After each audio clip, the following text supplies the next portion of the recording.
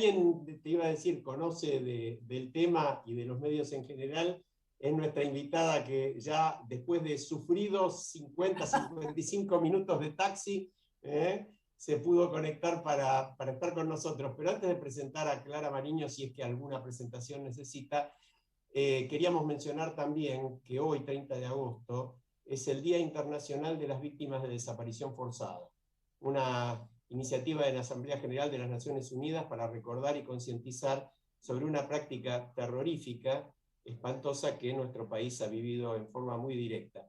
Y una última es que un día como hoy, en 1857, empezó a funcionar el primer ferrocarril en la Argentina, que recorrió de Plaza Lavalle a San José de Flores. Y si hay algo que estamos extrañando a nivel de medios de comunicación y que nos dejó triste herencia de los 90, es la pérdida de algo tan fundamental para el desarrollo económico como son los ferrocarriles. Pero dicho esto, Marta, ¿por qué no tenés vos el gusto que lo pediste de presentarla a Clara? Clara. Hola, ¿qué tal? ¿Cómo estás, Marta? ¿Me escuchás bien? Ahí teníamos un poco de ruido de fondo, pero no sé de qué era. Sí, es una moto, es una moto. Es una moto que pasó por la calle Directorio y pido perdón, yo soy muy puntual, pero no conseguía un taxi, yo estaba en el centro, pero con 1 hora y media tranquila, no conseguía un taxi y después encontramos como un grupo de gente que a la altura del Congreso que nos demoró y por eso estos 3 o 4 minutos tarde, así que es un placer estar con ustedes. Gracias, pero de todas maneras, perdóname, Marta, la verdad que tendrías que darnos un pretexto mejor, Clara. ¿Quién te va a creer que en Buenos Aires te puede haber demorado un paquete en la calle? Imposible. Te agradecemos de todas formas, Clara. Y bueno, yo tengo que leer algunas cosas para presentarla, porque si bien conozco de su trayectoria, es tan profusa que necesito decir, bueno, todos sabemos, es una periodista de dilatada trayectoria, eso no hace falta leerlo, premio Conex de Platino del año 97, egresada de la Escuela Superior de Periodismo, ya nos va a contar cuántas mujeres había ahí, cursó el traductorado de inglés, es egresada de la Alianza Francesa, realizó seminarios en la Escuela de Estudios Superiores de París, en Francia, en la Escuela Económica de Londres, en Inglaterra, en las universidades de Granada y Complutense de España, y en la actualidad conduce, nos vas a decir si seguís conduciendo o si no, y cuáles son tus nuevos proyectos, Las Cosas Claras. Tenés un nombre que se presta absolutamente para decirlo de esa manera, por Radio La Red, y bueno, también estuvo en televisión mucho tiempo, redactora y secretaria de redacción de las revistas Extra y Creer, docente en comunicación social. Bueno, podría seguir, ha recibido el premio Martín Fierro, un premio Educar entregado por el arzobispado. Bueno, pero esencialmente yo quiero decir que esto no necesito leerlo, Clara, es una persona, una mujer inteligente, aguda, observadora, persistente y una, creo yo, de nuestras mejores periodistas. Así que con esta presentación puedes hacerle una pregunta, Alejandro. Marta, muchísimas gracias por la presentación, realmente muy generosa. Clara, yo me voy a quedar con lo que insinuó Marta. Cuando vos emprendiste el camino del periodismo había muy pocas mujeres en puestos de relevancia. Entonces, por un lado, contanos cómo fue ese recorrido, cuánto costó romper algún techo de cristal, me imagino, por ahí, y cómo es tu evaluación de la evolución de esta situación en estas décadas, ¿no? Mirá, cuando yo empecé en la Escuela Superior de Periodismo, ¿me escuchan bien? Sí, perfecto. Ah, fantástico. Había aproximadamente 40, 45 alumnos, de los cuales solo 2 éramos mujeres, Teresa Anchorena y yo.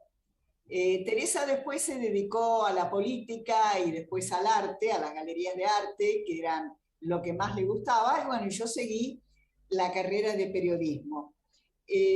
Hoy, yo en una charla que tuvimos con Marta hace muy poquito, hoy vas a las escuelas de periodismo de las universidades. De hecho, yo estuve 15 años dictando clases en la UCA, y casi la mayoría, casi un 55% son mujeres.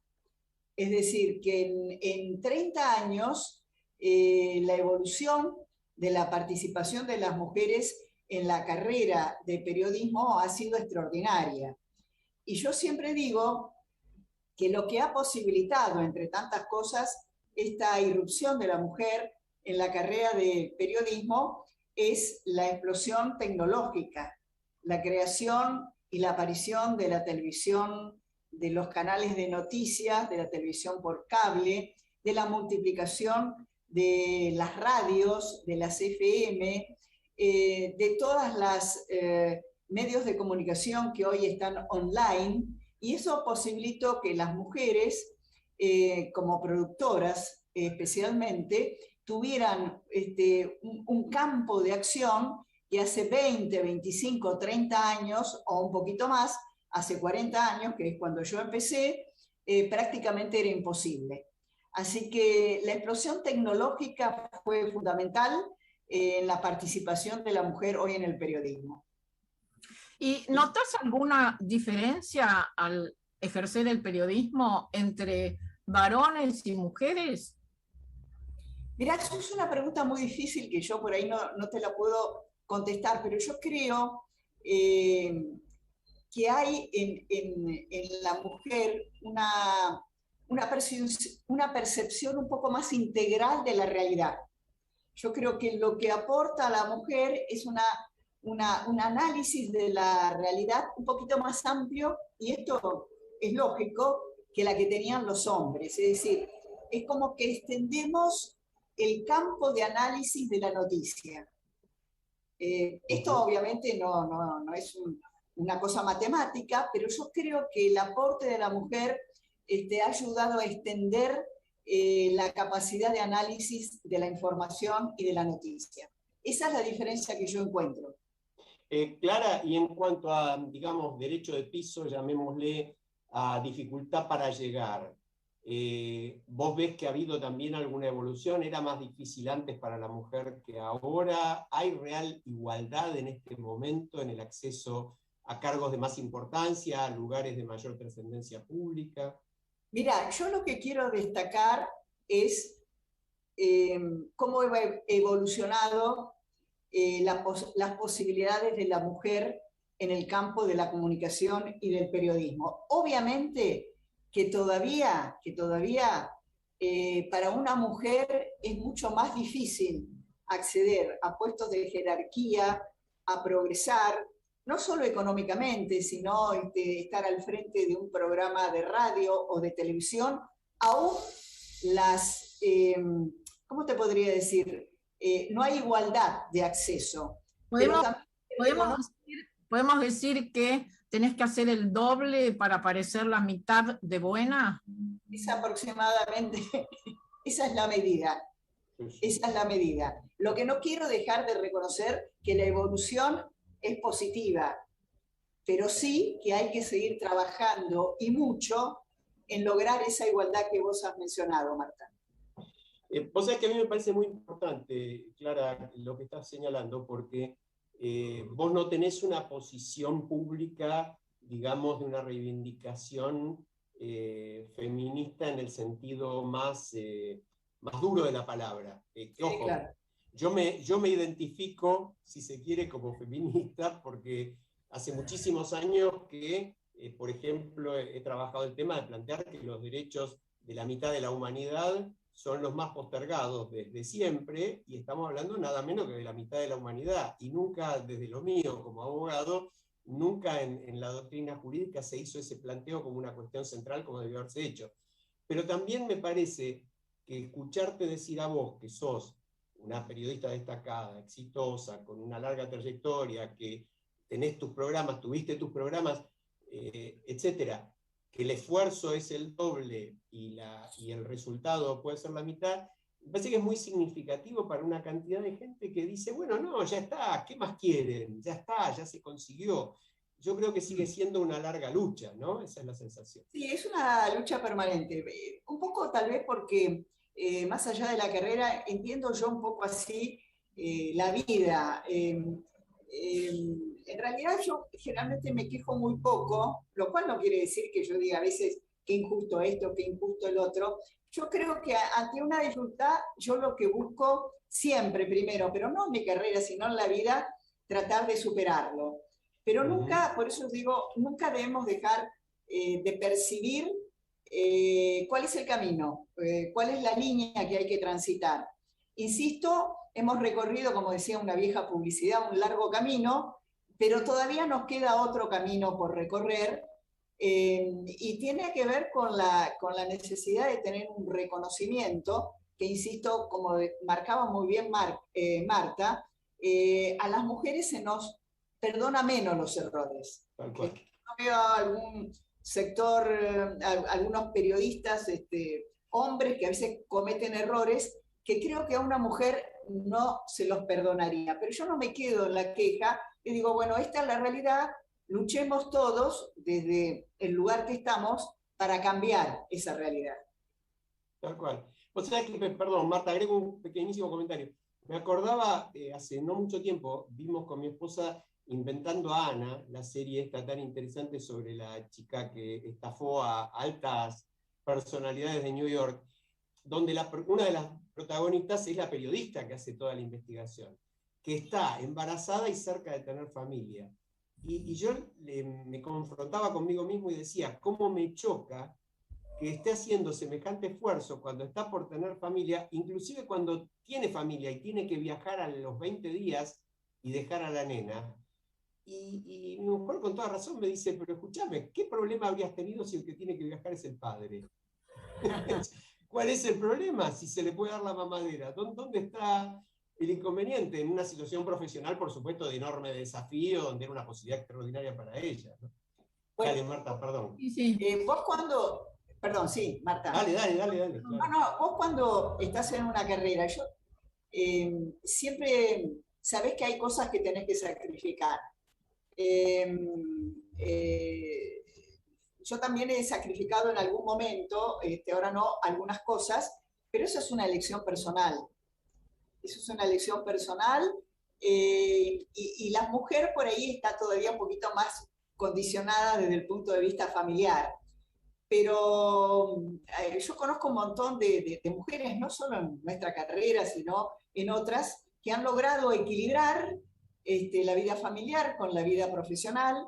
Es muy difícil, pero bueno, yo siempre digo que es una lucha en la cual nadie te obligó a estar, y si estás, me parece que no tenés que quejarte, sino que tenés que tratar de superar esas limitaciones que de tanto en tanto aparecen. Sí, no hace mucho en un seminario en Corrientes, vos dijiste que los periodistas son algo así como un sistema de alarma. Y además hablás de que el periodismo puede ser verdadero, falso, superfluo, ¿no? Y en relación a esto, haces mención a la importancia de las fuentes. Explícale a la audiencia un poco más qué es esto.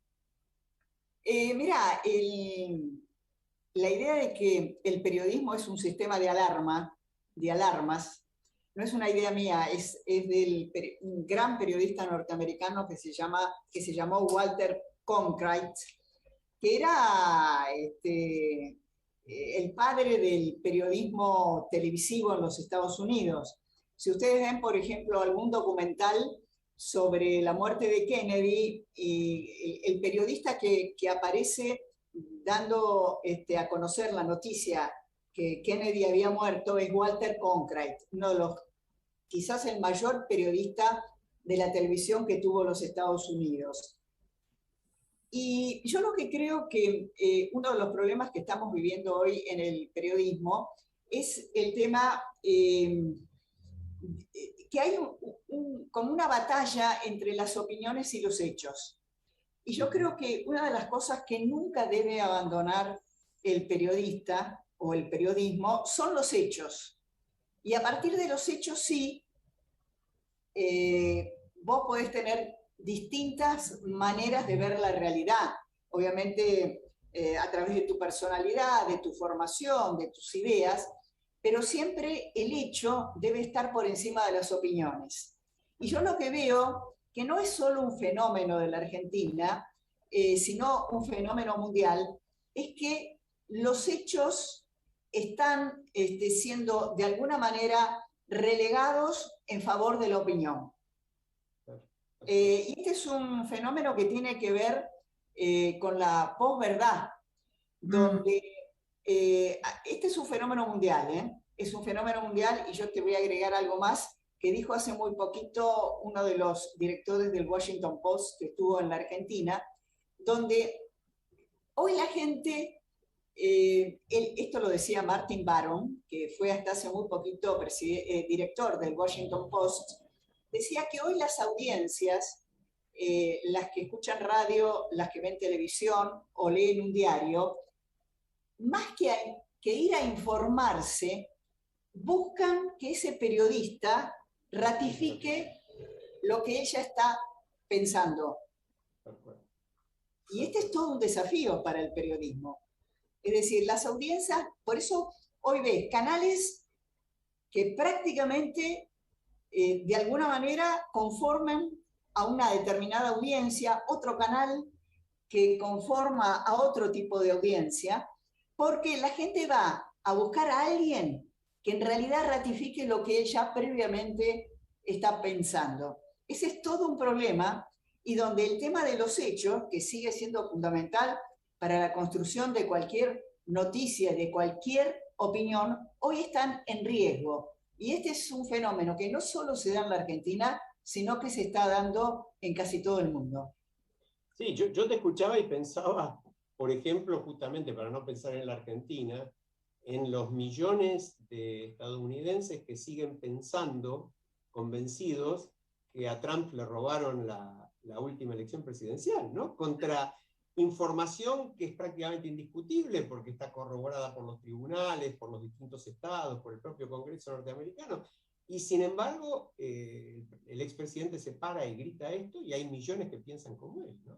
Ese es todo un problema, que el sistema de creencias de alguien, de cualquier ciudadano, o de las audiencias, está hoy por encima, muchas veces, de la realidad, de los hechos. Y eso constituye, creo, uno de los mayores desafíos que hoy tiene el periodismo. Es decir, cómo penetras en esa audiencia donde lo que yo creo es más importante que la realidad. Sí, es como si la gente dijera, ¿cómo no va a tener razón si está diciendo lo que yo pienso? Claro. Exacto. Y eso, mira, yo lo veo en Twitter. Yo tengo Twitter, a veces lo utilizo, a veces me aburre, pero y cuando yo, por ejemplo, la gente me ve con un determinado pensamiento, pero si yo hago un elogio de una persona que no está dentro de la línea de mi pensamiento, la gente ya te dice, estás comprada, estás vendida, te pasaron la pauta. Es decir, no admiten un universo de opiniones o de visiones sobre un mismo hecho que no esté de acuerdo a lo que ellos se suponen que yo tengo que decir. Es una novedad de los últimos años. Tal cual. Ahora, yendo a un tema más escabroso, entonces todos sabemos la grieta entre la política, los políticos y la ciudadanía. La grieta entre la oposición y el oficialismo. Yo te pregunto, ¿hay grieta en el periodismo? Sí, también, es un país agrietado, para decirlo de alguna manera, porque la grieta no solo, lo estamos viendo día a día, se da entre, bueno, las dos grandes coaliciones, sino que se da también dentro de las coaliciones. Dentro de las coaliciones. Y a veces esas grietas o esas diferencias, Marta, Alejandro, sirven para enriquecer el debate político, pero en la Argentina no. El debate político en la Argentina, la agenda de temas en la Argentina, a mí me parece muy pobre. Yo el domingo en la radio, me estoy pensando, el domingo yo estoy en la red de 8 a 10 de la mañana, y yo digo, ¿qué voy a discutir? ¿Cuál es el tema que yo voy a analizar? ¿El tema de las vallas? ¿El tema de la batalla por la Recoleta? ¿El tema de los gritos? ¿El tema de las descalificaciones? Bueno, lo voy a tener que hacer, pero tengo que tratar de darle una dimensión distinta. Porque si no, como vos señalabas muy bien, lo que se va a dar es una profundización entre la agenda pública y la agenda cotidiana de la sociedad, que cada vez es más dramática.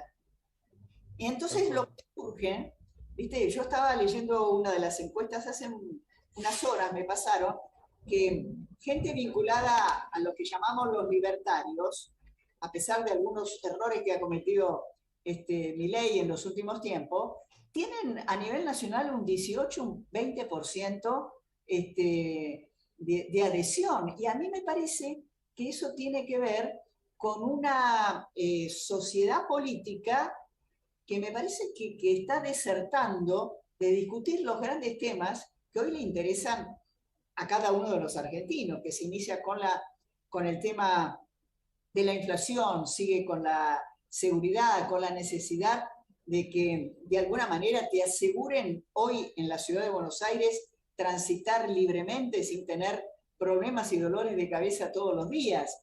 Es decir, esa grieta que vos ves entre la dirigencia política y la sociedad, a mí me parece que es muy dañina para el sistema democrático.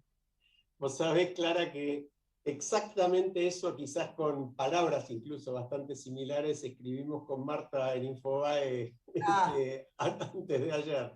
Y justamente yo te iba a preguntar, porque vos además lo venís diciendo esto hace muchos años, por ejemplo, en 2017 dijiste durante el gobierno de Macri que ese gobierno también utilizaba la grieta porque era una muy buena herramienta electoral, y advertiste un par de elecciones atrás que era muy pobre como política y que una vez superadas las elecciones íbamos a necesitar creatividad y capacidad de acuerdo. Sí. Que es, obviamente pensamos exactamente lo mismo. Ahora, lo que uno ve... 5 años, 5 claro, años. 5 años y estamos igual. Y estamos igual, entonces... Estamos peor, Alejandro, estamos dentro de lo que vos señalás y lo que señala Marta, pero peor, se ha agravado el tema. Es así. Es así. Y se agravó, me da la impresión, que eso es lo que te quería preguntar, lo que acabas de decir, se agravó la distancia entre la dirigencia y la sociedad, porque yo leía las noticias de estos últimos 6 o 7 días, a partir de fundamentalmente de que Luciani cierra su alegato en la causa vialidad. Parecería que dejó de haber inflación, como decís, dejó de haber inseguridad. Parecería que el gigantesco ajuste, que yo no digo que no haya que hacer un ajuste, todo lo contrario, pienso que había que hacer un ajuste, pero me pregunto qué hubiera pasado si el ajuste lo hacía otro gobierno y cortaba partidas para chicos discapacitados, para salud, para educación, y todo eso no es noticia. Es decir, lo que la gente paga por lo que necesita comprar cada día o cómo hace para llegar. El otro día veía una nota en televisión espantosa sobre la gente que compra la luz de a poquito, que va poniendo plata para comprar luz para unos días y hasta donde le alcanza tiene electricidad y después no tiene más. Y mientras tanto, no solamente los muchachos del gobierno, del oficialismo, del kirchnerismo, del peronismo, sino los del otro lado también, que hoy hicieron su reunión, están discutiendo si hay que ser más blando, más duro, poner la valla, no poner la valla. Da la impresión de que para el común de la gente es una cosa de locos, ¿no? Sí, yo creo que los liderazgos políticos en la Argentina están pasando por... En realidad el liderazgo político en el mundo, ¿no? Pero bueno, a mí me interesa la Argentina porque la Argentina todavía tiene todo por desarrollar, tiene desafíos realmente extraordinarios. Yo creo, si vos lo llevás al lado de la oposición, yo creo que lo que deberían estar tratando de hacer es mostrarle a la sociedad, ya que creo que tienen muchísimas posibilidades de ser gobierno a fines del año que viene, salvo que cambie mucho, pero bueno, hoy las encuestas marcan que Juntos por el Cambio le saca una distancia por lo menos de 10 puntos al frente de todos. El gran desafío es mostrarles a la sociedad un programa económico, un proyecto de país, que sea diametralmente distinto a lo que estamos viendo. Ahora, yo lo que estoy viendo es que el discurso es tan chiquito, la discusión es tan miserable, yo te diría, de cierta manera. Mira, yo el otro día leía un artículo extraordinario de Luis Alberto Romero, el historiador, y les dice a la oposición, que dice que la oposición necesita construir una narrativa histórica en la cual apoyar sus propuestas. Y esto me parece interesante porque lo dice un historiador, es decir, una narrativa que entusiasme a la gente. La pregunta que tenemos que hacer, no sé si de verdad tienen propuestas. Vos sabés que yo creo que a nivel técnico, yo por ahí hablo de las distintas fundaciones que están de alguna manera trabajando en ideas, no sé, desde la Fundación Alem hasta Pensar y alguna otra más que hay ahí, también la de Martín Lustó. Es decir, yo creo que los técnicos tienen un núcleo de coincidencias mucho más interesantes que el núcleo de los políticos que van a representar esas ideas. Porque ahí están los egos, la falta de vuelo también que hay en algunos políticos, en la cosa chiquita, en la descalificación. Es decir, yo creo que los equipos técnicos están más preparados que los dirigentes políticos de la coalición. Es muy importante esto que decís, Clara, es para tenerlo en cuenta, sí.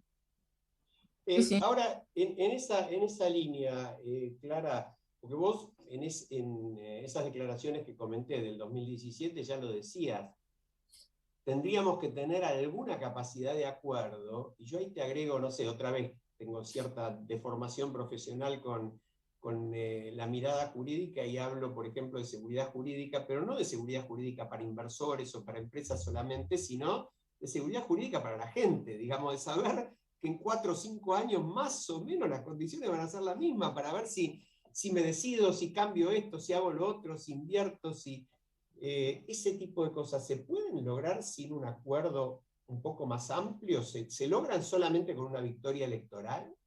Mira, estás hablando con una persona que cuando Marta Ollanarte, por motivos muy dolorosos, decía historia en la televisión, nosotros traíamos al programa Tiempo Nuevo a todos los que fueron responsables de los grandes acuerdos de la Moncloa, es decir, todos los socialistas, Felipe González, Borrell, es decir, todos aquellos que estuvieron en los acuerdos de la Moncloa, estuvieron en el programa. Estuvieron también los que hicieron los acuerdos de las coaliciones en Chile. Estaban también los que hicieron acuerdos en la salida de las dictaduras en Uruguay. Es decir, nosotros trajimos un montón de figuras que le decían a los argentinos que ciertos acuerdos deberían hacerse. Yo creo en esos acuerdos, creo que es imposible avanzar si no hay esos acuerdos, pero me parece que predominan los egos. Pero además hay que tener mucho cuidado porque tenemos que hacernos esta pregunta. ¿Acuerdos para qué? ¿Con quiénes? Porque no vaya a ser que los acuerdos sean cambiar algo, ¿no? Para que todo siga igual. Cambiar favores. Clara, cambiar para mantener el status quo de todos. Y eso sería un error gravísimo. Mencionaste la época de Tiempo Nuevo, mencionaste la época en que yo tuve que aparecer, hacer el reclamo por el secuestro de Osvaldo Siva, mi marido, y yo debo decir que tengo un enorme reconocimiento a ese programa, a Bernardo Neustadt y a vos, Clara, porque el primero dentro del periodismo que me llamó por teléfono y además me dijo, señora, el programa está a su disposición. Y no estuve una vez, estuve varias veces y bueno, y siempre estabas vos ahí, Clara, y tengo un enorme reconocimiento a lo que ustedes me brindaron en esa época. No, el reconocimiento vos no tenés que hacerlo, yo creo que era una obligación y los méritos y la valentía y el coraje son todos tuyos, Marta. Clara, yo te quiero tocar un tema justamente de tu participación en Tiempo Nuevo, porque fuiste parte de una cantidad de episodios que seguro recordás y que se recuerdan como históricos de los medios. Y uno que me llamó mucho la atención, porque leí algo por ahí, quiero que vos nos lo cuentes, es cómo lograste que participara del programa el general Martín Balsa, que después apareció en Tiempo Nuevo justamente asumiendo por primera vez la autocrítica del ejército por su rol en la época de la dictadura. Sí, ese fue un programa histórico. Yo, recuerdo que lo andaba buscando como productora al teniente general Balsa por otros motivos. Yo creo que tenía que ver, mira, yo no recuerdo eso con precisión, pero viste, era con el tema del servicio militar y lo que había significado, terminar con el servicio militar tal cual se lo había entendido, y algunas reflexiones. Y llegó un momento, lo venía invitando hace 3 o 4 semanas antes de la aparición de Balsa en el programa. Y una vez me llama un asistente del teniente general Balsa, y me dice que Balsa viene al programa. Yo digo, bueno, perfecto. Y me dice algo, mira, yo te voy a contar algo que es típico de la trastienda de la televisión. Me dice algo que dice, el general Balsa va a ir, tiene algo muy importante que decir, pero lo va a leer. Lo va a leer. Yo digo, ¿cómo lo va a leer? Digo, yo le dije, mire que leer, claro, yo no sabía, mire que leer en televisión es lo más aburrido que hay. Claro. Él quiere leer. Bueno, espera un poquito. Yo lo llamo a Bernardo y le digo, Bernardo, mire, viene Balsa, pero él me adelanta que va a decir algo importante, pero quiere leer. Bernardo, que viste que era el hombre que entendía de la televisión, no, decirle que no lea, es un aburrimiento, me quedo sin audiencia, un general leyendo, me dijo así, esas cosas que se comentan, ¿no? En la trastienda. Digo, mire, quiere leer. Bueno, que venga. Bueno, lo que menos esperábamos. Después te digo, alguna versión le debía haber llegado a Bernardo, porque ese mismo martes, tipo 8 de la noche, yo ya me estaba yendo para el canal. 7:30, 8 de la noche me dice, uy, Clara, me parece que viene a decir algo muy importante. ¿Sí? Digo, ¿quiere que cambie el programa? No, deja, va a estar el primer bloque, qué sé yo. Bueno, y se produjo ese momento, que todos nos dejó, realmente fue un programa histórico, marcó un antes y un después. Balsa recibió de algunos sectores muchas críticas, bueno, y así fue. Resumirle a la audiencia qué fue lo que leyó Balsa. Sí, porque claro, nosotros nos recordamos todos, pero la audiencia no necesariamente. Una autocrítica del comportamiento del ejército, él lo hizo en nombre del ejército, y también de las Fuerzas Armadas, pero fundamentalmente, de todas las Fuerzas Armadas, pero fundamentalmente de la actuación de las Fuerzas Armadas y del ejército durante las dictaduras en los años 70. Quedó como una autocrítica, como un antes y un después.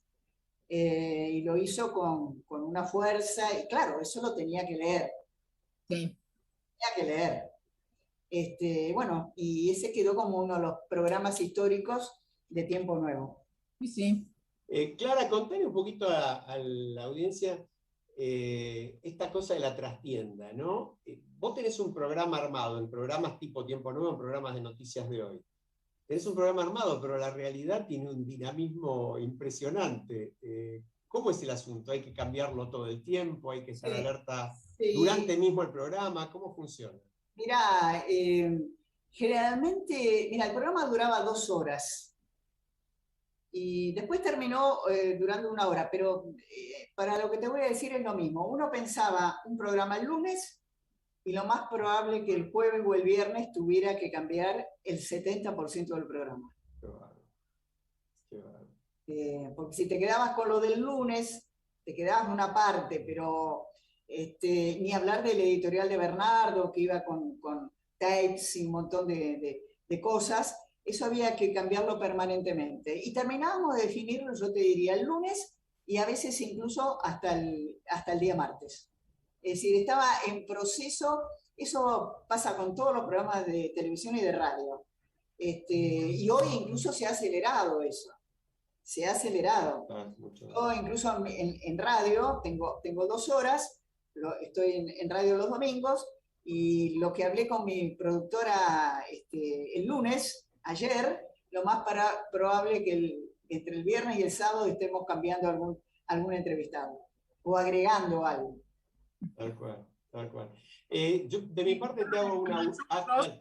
Muchísima menos experiencia, porque como ves hacemos un programa de radio además que se ve, porque hay gente que nos está viendo por streaming y después se sube a YouTube, etcétera. Con muchísima menos experiencia que vos, también nos encontramos en general ante cada programa perdidos en relación a las prioridades, porque siempre aparece una cosa nueva, y en general más escandalosa que la anterior. Entonces, bueno, es toda una tarea, pero yo he aprendido a amar esto, a amar la radio. No soy periodista, ya te lo dije, Clara, pero me encanta esto que hacemos con los co-keepers, que son Alejandro, Carlos March y Mercedes Jones, que hoy estos 2 últimos no han podido estar, pero la verdad creemos además que hacemos un aporte interesante, porque justamente nuestro programa se llama Al Derecho y al Revés. Mostramos las 2 caras de la realidad, como dice habitualmente Alejandro al comenzar el programa. Estamos condenados un poquito a la dictadura de lo inmediato. Es el mundo que vivimos.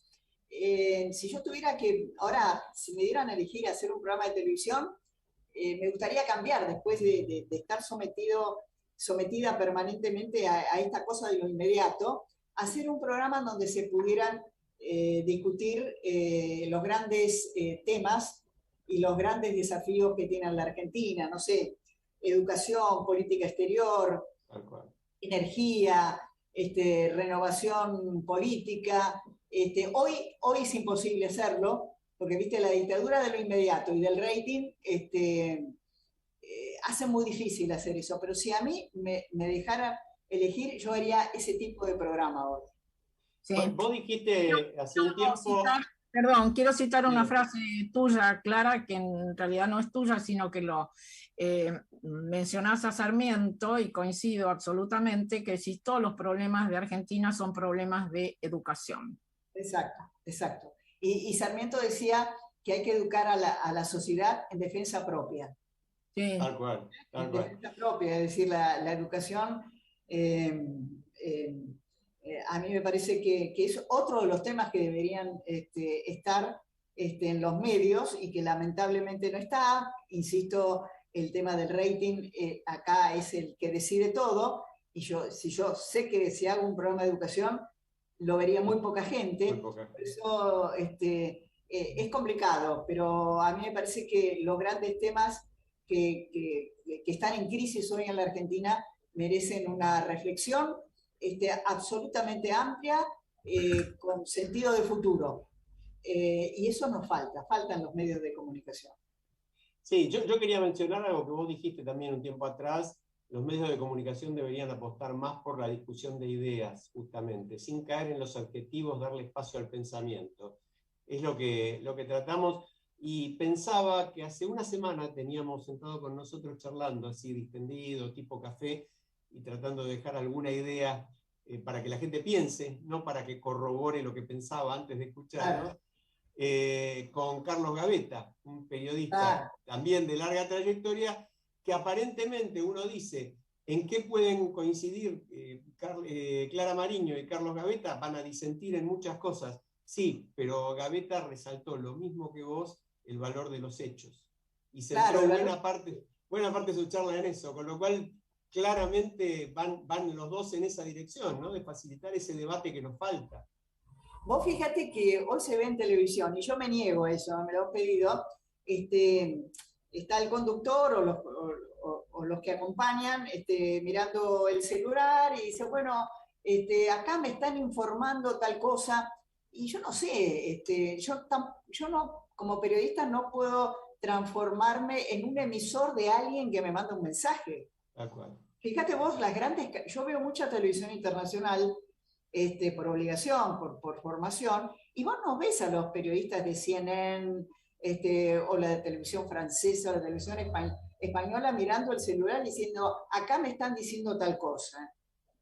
¿Y quién es el señor que te está diciendo tal cosa? Eso no es periodismo, pero está muy extendido en la televisión argentina. Clara, te agradecemos enormemente. Como te darás cuenta, nos pasamos un larguísimo rato de la hora de la pausa. Podemos seguir 2 horas más.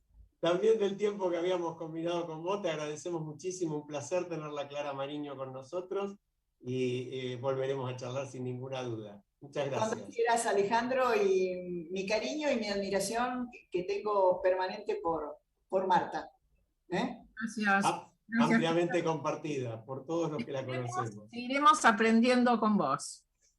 Y yo con ustedes. Gracias. Nos vamos a la pausa, ya volvemos.